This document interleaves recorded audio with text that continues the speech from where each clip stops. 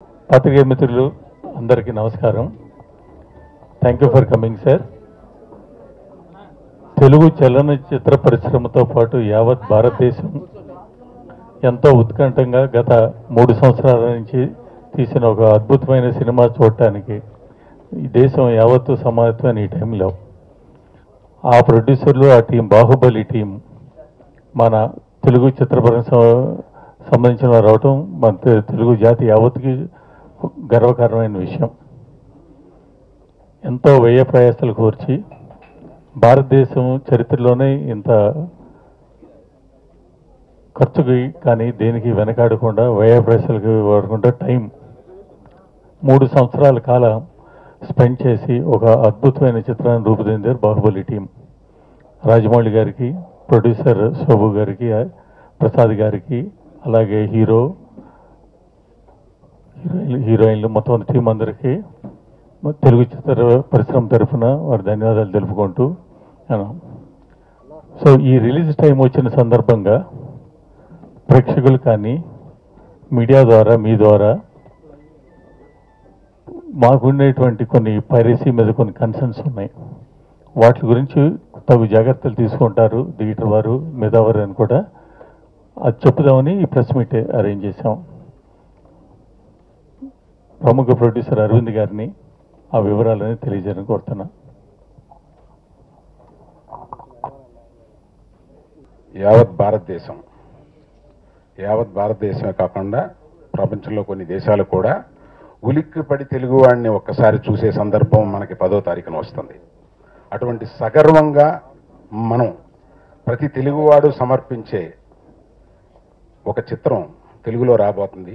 అత్యంత ప్రయాసలకి ఖర్చులకి ఓర్చి 2.5 సంవత్సరాల పాటు తీసిన ఈ సినిమా 10వ తారీఖున సగర్వంగా తెలుగువాడు చెప్పుకోదగిన రీతిలో ఇది అందరూ తెలుగువాడిని చూసే రకంగా ఒక సినిమా రాబోతుంది.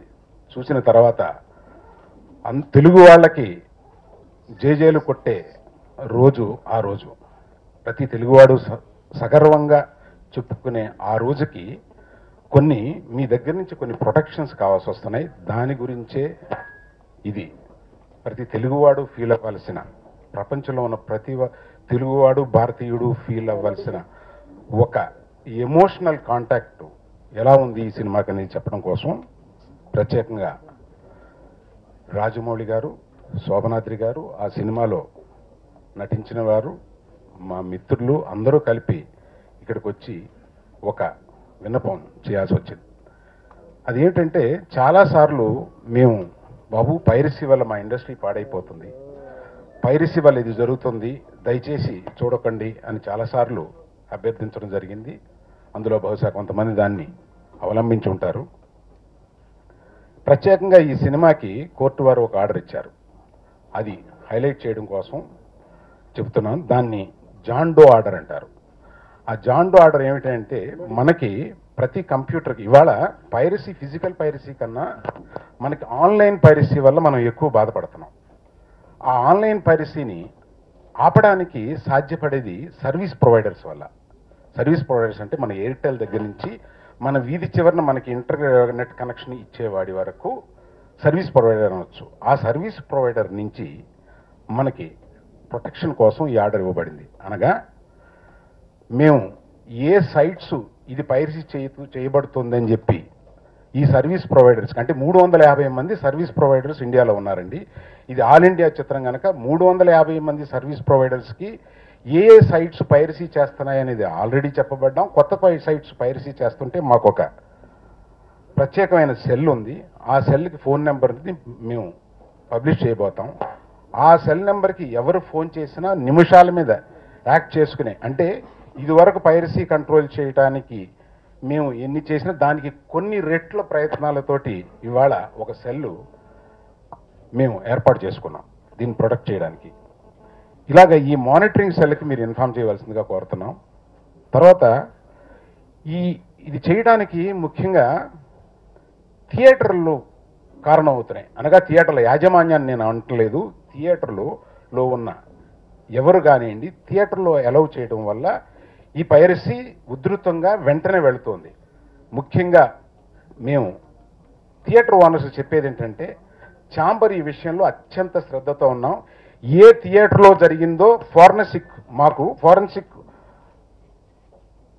ఇంటెలిజెన్స్ వర్క్ చేస్తుంది. అంటే ఏ థియేటర్లో ఏ సందర్భంలో ఏ టైంలో తీయబడింది అనేది వివరంగా పైరసీ మాకు వచ్చిన సీడీ వర్క్ ద్వారా మాకు పూర్తిగా, అంటే అర్ధరాత్రి తీశారని తెలుస్తుందండి.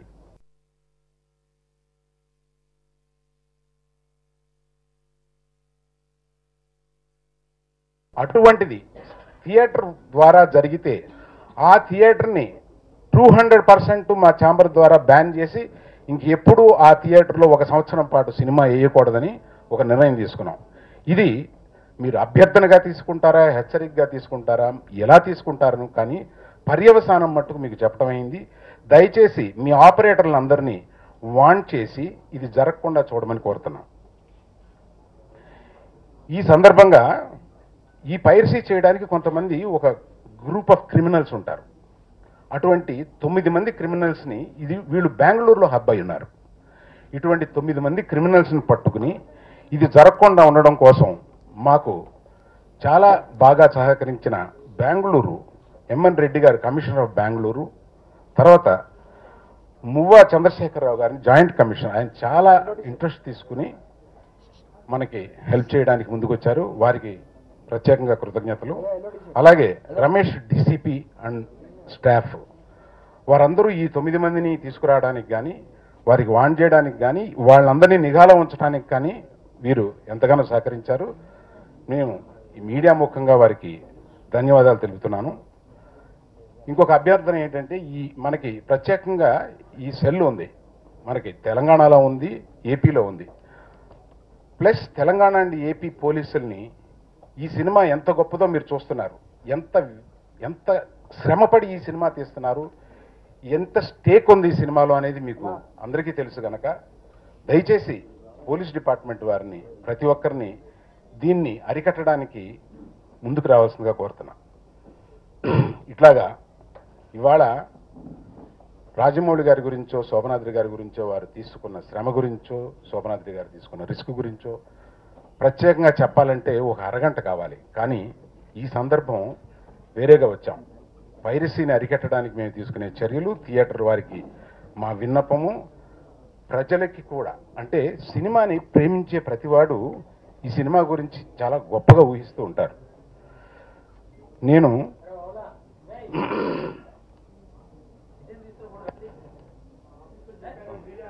Okay okay okay okay okay okay అరే ఒక మాట, సినిమాని ప్రేమించే ప్రతి వాళ్ళు ఈ సినిమాని చాలా ఎక్స్పెక్ట్ చేస్తూ, నిజంగా సినిమాలను ప్రేమించే వాళ్ళు ఒక్కటి గుర్తుపెట్టుకోండి, పైరసీ చూడాలనుకున్నప్పుడు కొద్దిగా పరుషంగా ఉన్నా కూడా నేను పరిధుల్లోనే మాట్లాడుతున్నాను అనుకుంటున్నాను. తల్లి పాలని రొమ్ము కోసి ప్రయత్నించొద్దు. మీరు పైరసీలో చూస్తే తల్లి రొమ్ము కోసినట్టు మేమందరం అటువంటి పరిస్థితుల్లో ఉన్నాం. ఇది ఒకటి మీరు గుర్తుపెట్టుకోండి. పైరసీ చూసే ముందు మీరు తల్లి రొమ్మును కోస్తున్నారన్నమాట. దయచేసి మీరు ఈ cinema it's a phenomenal I feast. ఇది వచ్చి ఆ పెద్ద తెర మీద చూసి ఆనందించండి, అదే మేము కోరుకునేది. ఈ చిన్న తెరల మీద, బుల్లి బొమ్మల మీద, వీటి మీద చూసి ఈ సినిమాని అవమానపరచకండి. గర్వంగా మనం అందరం చెప్పుకోవాలంటే పెద్ద తెరపై చూసి ఇది మా తెలుగోడు తీసిన సినిమా అని చెబుదాం అందరం. Thank you. అయ్యా, ప్రెస్ వారందరికీ, మీడియా వారందరికీ ఒక విన్నపం. ఇది మీరు ఎంత బాగా హైలైట్ చేసి మీరు రాసి ప్రజల దగ్గరికి తీసుకెళ్ళడానికి మీరే మా వారధి కనుక దయచేసి దీన్ని ప్రజల దగ్గరికి తీసుకెళ్ళడానికి మీరు చేయాల్సిందంతా, ఈ సినిమాకి మీరు ఏదైనా చేయగలిగితే, ఇది బోల్డ్ రాసుకుంటూ వచ్చారు ఈ సినిమా గురించి, కానీ 1 year నుంచి రాస్తూ వచ్చారు. ఇది చాలా ముఖ్యమైనది. దయచేసి ఇతర కొన్ని క్వశ్చన్లు వేస్తే వచ్చే ఆన్సర్లు జనరల్గా అవి హైలైట్ అవుతాయి. అందువల్ల ఇక్కడతో ఆపమని చెప్పి అభ్యర్థిస్తున్నాను. Thank you very much. పెద్ద సినిమా, పెద్ద డబ్బులతో పెట్టిన సినిమా, పెద్ద తెరపై చూడాల్సిన సినిమా. చిన్న తెర మీదో ఫోన్లోనో చూస్తే ఆనందించేది కాదు. సో పెద్ద తెర మీద చూస్తారని ఆశిస్తున్నానండి. చాలాసార్లు చాలా ప్రయత్నాలు చేసాం పైరసీని అరికట్టడానికి. కొన్నిసార్లు చిన్న చిన్న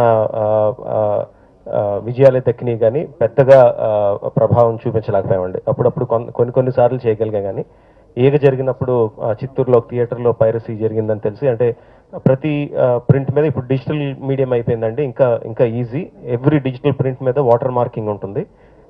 సో ఎవరు ఎక్కడ పైరసీ చేసినా, ఏ థియేటర్లో పైరసీ చేసినా, ఏ టైంలో చేశారు, ఏ థియేటర్లో చేశారు, ఎన్ని గంటలకు చేశారు అనేది ఫోరెన్సిక్ రిపోర్ట్ వచ్చేస్తుందండి.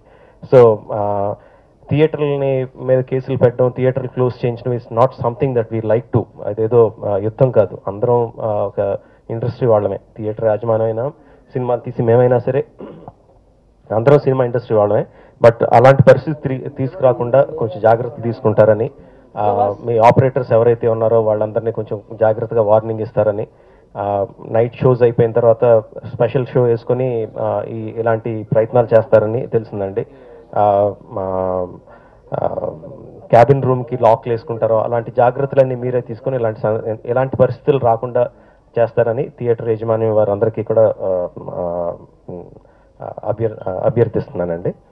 అండ్ చాలా నేను ఒక్కసారి ఎప్పుడో ఒక 3 months బ్యాక్ ఒక్కసారి ఒక ఫ్రెండ్ ఇంట్లోనూ ఎక్కడో కలిసానండి, చంద్రశేఖర్ గారిని, బెంగళూరు జాయింట్ కమిషనర్. ఆయన చాలా చాలా మామూలు వ్యక్తి, చాలా మామూలుగా ఏంటండి పైరసీ అంటే ఏంటి అని చాలా క్యాజువల్గా అడిగారు. దానికి నాకు తెలిసింది ఏదో చెప్పాను. ఆయన ఏదో గట్టిగా నేను యాక్షన్ తీసుకుంటున్నాను అలాంటిది కూడా ఏం చెప్పలేదు. బట్ టక్మని ఒక 3 days బ్యాక్ వచ్చిన న్యూస్ ఏంటంటే చాలా సీరియస్గా తీసుకున్నారని, అండ్ ఈ main hard core criminals, piracy చేసి క్రిమినల్స్ ఎవరైతే ఉన్నారో అలాంటి వాళ్ళని 9 మందిని అరెస్ట్ చేశారని, కమిషనర్, బెంగళూరు కమిషనర్ రెడ్డి గారు కూడా దానికి ఫుల్ సపోర్ట్ ఇచ్చారని, డీసీపీ రమేష్ గారు ఆయన టీం కూడా సహకరించారని, అంత సడన్గా ఒక వార్తలు వచ్చేసరికి we are surprised and so happy. Police వారి దగ్గర నుంచి అంత సపోర్ట్ ఉంటుందని ఊహించలేదు. So we are very very thankful to them. So that's about it. July 10th release అవుతుందండి. Hope you watch it in the theatre and enjoy it. Thank you very much.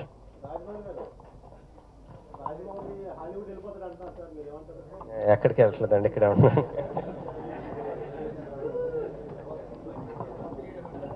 And one more thing, I want to thank Raj Kumar and anti-piracy cell chamber. Shyam Prasad Reddy garu and Raj Kumar iddaru kuda ఈ పైరసీని అరికట్టాలన్న దాంట్లోంచి almost 8-10 years నుంచి నాకు తెలిసి they were very active into that controlling piracy. వాళ్ళ అన్ని సంవత్సరాల ప్రయత్నం కారణంగానే we came to this position. ఈ హార్డ్ కోర్ క్రిమినల్స్ని అరెస్ట్ చేయించడం కానీ ఇలాంటివన్నీ జరగడం వాళ్ళ ప్రయత్నం చాలా ఉందండి. ఐ థ్యాంక్ బోత్ శ్యామ్ గారు అండ్ రాజ్ కుమార్ గారు for doing all this for us. Thank you.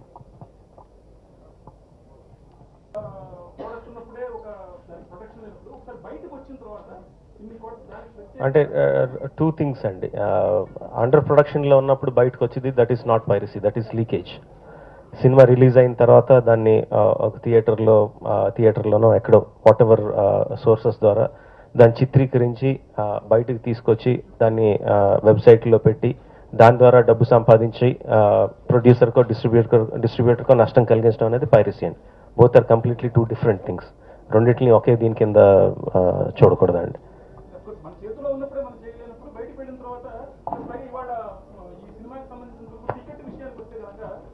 ఒక క్వశ్చన్ అడిగారు. ఫస్ట్ థింగ్ అండి, మన ఇంటికి ఒక సెక్యూరిటీ అతను కాపలా పెట్టుకుంటామండి. మీరు సెక్యూరిటీ అతను కాపలా పెట్టుకున్నారు, మీ ఇంట్లోనే దొంగతనం జరిగితే మీరు ఆపలేనప్పుడు బయటికి వెళ్తే మీ పర్స్ ఎవడో కొట్టేయడానికి నమ్మకం ఏంటి అని అడిగితే దానికి సమాధానం లేదండి. సెక్యూరిటీ అతను పెట్టుకునేదే డబ్బులు కాపాడుతాడని. అలాంటి సెక్యూరిటీ అతనే సినిమా ఫుటేజ్ లీక్ చేయగలిగితే దాన్ని చేసేదేం లేదు. మీరు మీ సెక్యూరిటీ అతనే మిమ్మల్ని కాపాడలేకపోతే ఇంక బయటికి వెళ్ళి మీ పర్స్ ఎవడో కొట్టేస్తే దానికి ఎవరు సమాధానం అంటే దాన్ని వీ కెనాట్ ఆన్సర్.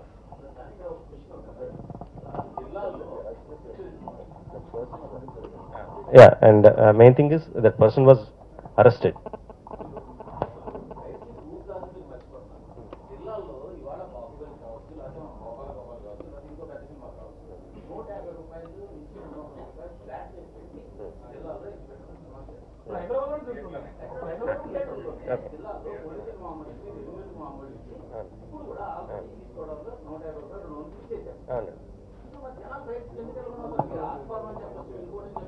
ఓకే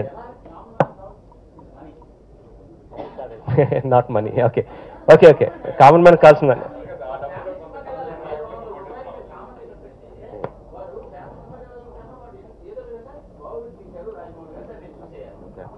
నేను చెప్పనండి. ఓకే పైరసీ ఎప్పుడు స్టార్ట్ అయిందండి? ఎప్పుడండి? అప్పుడు టికెట్ ధర ఎంత అండి? ఏంటి కాదండి కాదండి 10 రూపాయలు ఉన్నప్పుడే స్టార్ట్ అయిందండి. మరి అప్పుడు ఎఫోర్డ్ చేయగలరు కదా, ఎందుకు లేదండి? నష్టం ఎప్పుడైనా నష్టమే కదండి. అది కాదండి కాదండి పైరసీ స్టార్ట్ అయినప్పుడు టికెట్ ధర 10 రూపాయలే కదా.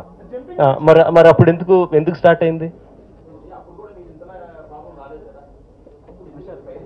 కాదండి మీరు నా క్వశ్చన్కి మీరు ఆన్సర్ చెప్పట్లా. మీరు అన్నదేంటి? టికెట్ ధర పెంచిన మూలంగా పైరసీ పెరిగింది అంటున్నారు. టికెట్ ధర పెంచినప్పుడే స్టార్ట్ అయింది కదా అంటున్నాను నేను. ఎందుకు లేదండి? అప్పుడున్న ధరకి అప్పుడు పైరసీ అంత ఎక్కువ ఉంది. ఎప్పటికప్పుడు అంతే.